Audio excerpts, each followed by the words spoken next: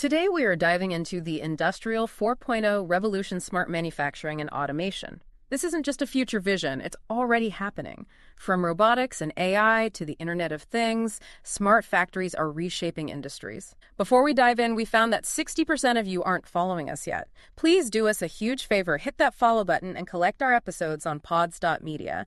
Your support means a lot. Thanks, guys. So smart manufacturing and automation. You hear those terms, and yeah, it can sound like some distant, really complicated thing, but the information we've been digging into makes it clear this is happening right now. It's fundamentally changing how things get made. Absolutely. It's useful to think of it as a totally new industrial era. Digital tech isn't just, helping out manufacturing anymore. It's becoming absolutely integral to every single step. Integral. Yeah.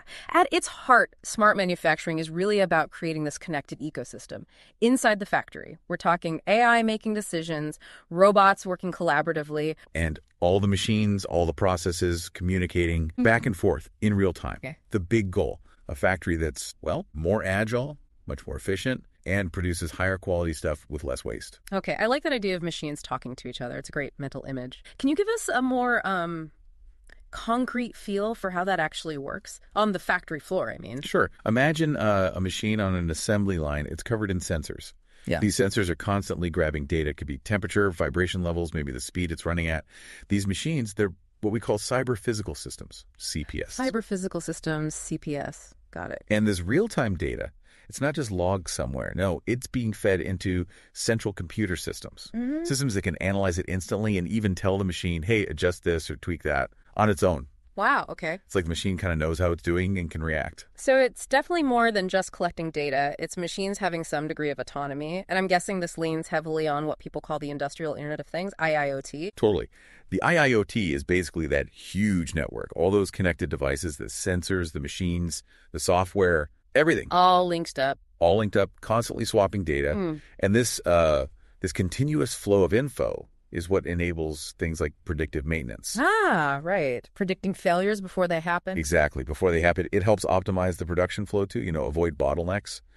And it ensures consistent quality by keeping tabs on every single stage. And the robots involved, I imagine they're not just the big clunky arms doing one thing over and over. Well, that's definitely evolving. I mean, those traditional industrial robots, still vital for repetitive stuff, heavy lifting, they're incredibly precise. But yeah, we're seeing a big rise in what are called collaborative robots. GoBots. Yeah, and they're designed specifically to work safely right next to people. Ah, okay, so not in a cage somewhere. Right. They might handle tasks that are maybe awkward or risky for humans. It frees people up to focus on more complex stuff. Problem solving, quality checks, thinking ahead, innovation. Okay, now, this part really fascinates me. Artificial intelligence and machine learning. How do they fit in? It's clearly not just about having tons of data streams, it's making sense of it all, right? To actually improve things. Precisely. AI and machine learning algorithms, they're like the grains of the smart factory's operation. The analytical engines, they can dig through these massive data sets coming from the IIoT and the CPS and spot patterns, trends that, honestly, a human might just miss. Like what kinds of patterns? Well, for instance, AI could forecast dips or spikes in customer demand. That lets manufacturers adjust production before it happens, proactively. That's powerful. It is. Or it can monitor product quality in real time using, say, sophisticated image recognition. It can flag tiny defects for immediate correction. Instantly. And maybe the most powerful thing, AI can look at the entire production process and suggest ways to make it more efficient, cut waste, minimize downtime. It just leads to faster, much more data-driven decisions everywhere. All this connection, all this intelligence sounds incredibly potent, but it also sounds like a huge leap. Complex, expensive. Why is the shift to smart manufacturing so, critical right now? Benefits are just transformative, really. Top of the list is a massive jump in efficiency and productivity. You automate the repetitive stuff, you optimize processes with AI, manufacturers can get much more consistent output, fewer errors. And that means? Faster production cycles, significant cuts in operating costs. Some of the early movers, they're reporting really big jumps in output, drops in downtime, directly because of this tech. Okay, so faster, cheaper, but what about the impact on the actual products? The quality? Quality control gets a huge boost. Think about it. Real-time monitoring at every step, automated inspections run by AI. You can catch defects way earlier in the process. Yeah. Much earlier. This proactive approach means higher quality products, fewer recalls, happier customers. Imagine a system checking the microscopic structure of a part as it's being made. That kind of precision Right. just wasn't feasible before. The material we looked through also really highlighted flexibility, customization. That feels like a real game changer for meeting customer needs. Oh, absolutely. Traditional mass production, it was Right. all about huge runs of identical items. Right. Smart factories, though, they're designed to be super adaptable. They can react quickly to market shifts and even handle a lot of product customization without totally messing up the workflow. So, like ordering a specific car configuration? Perfect example. Yeah. A smart factory can adjust its processes on the fly to build that unique car. That used to be way more complex, way more expensive. And something that's definitely on everyone's radar now, sustainability. How does making manufacturing smart help with being, greener? Smart tech helps sustainability in a bunch of ways. You can precisely track energy use, optimize how materials are used to cut waste, and that predictive maintenance we talked about. It avoids breakdowns that waste resources. Right. So companies can really shrink their environmental footprint. For instance, AI algorithms might analyze energy patterns, suggest running things during off-peak hours, or tweak schedules to minimize waste based on real-time quality feedback. Okay, so we get the how and the why. Now, who's actually leading this? Which companies are really pushing smart factory tech forward? Germany really stands out. They're often called the birthplace of Industry 4.0. They've got strong government backing, this national initiative called Industry 4.0, Industry 4.0. actively pushing digitization in their manufacturing. A great example is the Siemens plant in Amberg. It's highly automated, achieves almost perfect efficiency because they've woven digital systems through everything. Really shows what's possible. And Japan. They've always been huge in robotics. How are they playing in this space? Japan's still a global benchmark for putting robots in manufacturing. Definitely. Now they're mixing that deep robotics know-how with cutting-edge AI research, creating even smarter, more versatile automated systems. You see it especially in things like precision electronics manufacturing. Japanese firms are really pushing the limits of robotic accuracy and dexterity there. What about in the U.S.? Any big names we should think about? Oh, for sure. You look at Tesla, right? They're gigafactories. They're pushing automation boundaries in car making, using tons of robots, integrated systems for EVs. Yeah, you see the videos? Exactly. And then think about Amazon, their warehouse network. It relies massively on robots and AI logistics to handle that incredible scale.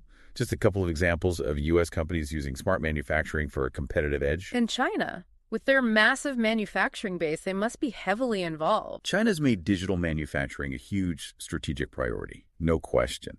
They are investing heavily, deploying smart factory tech rapidly to boost efficiency, improve quality, and maintain their clout in global supply chains. Their focus seems to be on scaling this stuff up fast across lots of industries. Okay, so the potential is obviously huge, but the material we reviewed also points out some pretty big challenges, hurdles to overcome. What are some of the main roadblocks? Well, one of the biggest is just the initial cost, the investment needed. Putting in all this advanced tech sensors, robots, AI software, it takes serious capital. And that can be a major barrier, especially for small and medium-sized manufacturers. It's not just buying it, it's the upkeep, the upgrades. That makes total sense. Big financial leap. What else? Another critical one is the skills gap. It's growing. As manufacturing gets more digital, more automated, you need more people who know how to manage, maintain, program these complex systems. Right, a different kind of workforce. Exactly. And that means a big need for education, for training programs, upskilling the current workforce, bringing up a new generation comfortable with this tech. And with everything connected, all this data flowing, cybersecurity has got to be a massive worry. Oh, absolutely. Huge concern. Factories get more connected to the internet, rely on digital infrastructure. They become bigger targets for cyber attacks. Protecting sensitive production data, IP, even just keeping the factory running safely. It's crucial. Needs really robust security. And finally, the readings mention the difficulty of integrating all this new smart tech with older equipment, legacy systems. That sounds potentially messy. It can be really tough, yeah. Many manufacturers have existing machinery IT systems they've invested in for years, decades even. Trying to get those older systems to talk seamlessly with the latest smart tech can be technically tricky, take a lot of time, need special expertise. Bridging that gap. Bridging that gap is a key challenge for a lot of companies, definitely. So looking ahead now, what's the sort of long-term picture for smart manufacturing? What might a fully realized smart factory actually look like down the road? The ultimate vision, I think, points towards fully autonomous factories, where robots and AI handle pretty much everything in production. Design, engineering, assembly, quality control, even logistics. with very little direct human input needed on the floor. Minimal human intervention. Yeah.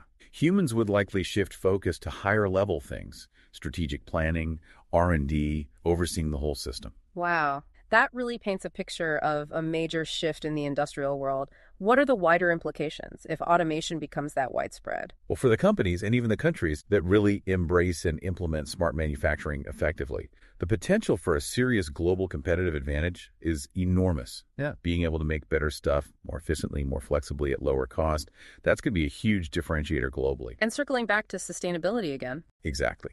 As these smart technologies get better, get adopted more widely, we can probably expect even bigger improvements in cutting industrial waste, optimizing energy, minimizing the whole environmental footprint of making things. So, as we wrap up this deep dive on the Industrial 4.0 revolution, it's really clear that smart manufacturing and automation are, well, profoundly changing industries. This mix of AI, robots, IoT, cloud computing, it's driving incredible gains. Efficiency, quality, flexibility, sustainability, too. That's right.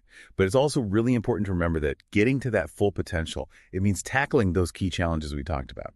The cost, the skills gap, cybersecurity risks, the whole integration puzzle with older systems. Yeah, those are significant hurdles. They are. And as we see this automation wave really build in manufacturing, it forces you to ask a pretty fundamental question, doesn't it? How is this growing reliance on robots, on intelligent systems, how is it ultimately going to reshape the future of work and the global economy itself? That's definitely something crucial to think about as this tech shift keeps rolling forward.